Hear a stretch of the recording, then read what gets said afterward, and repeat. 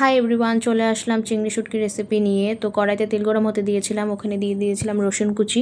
তারপরে এবারে যে এখানে আলু আর টমেটো, পেঁয়াজ কুচি আর কিছু কাঁচা লঙ্কা দিয়ে দিয়েছিলাম। তারপরে এখানে স্বাদ অনুসার লবণ দিয়ে দিয়েছিলাম, আর পরিমাণ মতন হলুদ দিয়ে দিয়েছিলাম, আর সামান্য একটু লঙ্কার গুঁড়ো দিয়ে দিয়েছিলাম। এবার দিয়ে ভালো করে নাড়াচাড়া করে এবার ভাজা ভাজা হতে দেবো। তো এবার দেখো এখানে আগের থেকে ভাপ দিয়ে নেওয়া চিংড়ি শুটকিগুলোকে এবার দিয়ে দিলাম। এবার চিংড়ি শুটকিগুলোকে দিয়ে ভালো করে নাড়াচাড়া করে নিচ্ছি।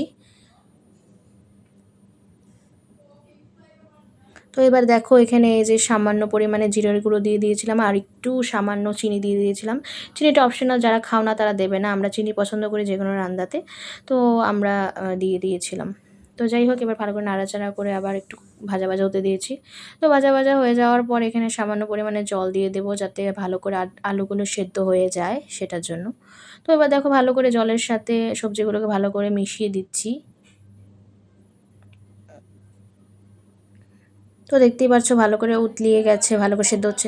তো দেখো প্রায় সেদ্ধ হয়ে এসছে, জলগুলো প্রায় শুকিয়ে আসছে। তো মাঝে মাঝে আমি একটু খুন্তি দিয়ে নেড়ে দেখে নিচ্ছিলাম যে জলগুলো কি মানে শুকালো কি না। তো দেখতেই পারছো মাঝে মাঝে আমি দেখে নিচ্ছিলাম।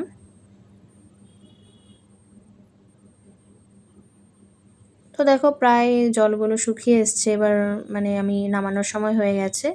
তো এবার আমি নামিয়ে নেব। দেখো নামানো হয়ে গেছে।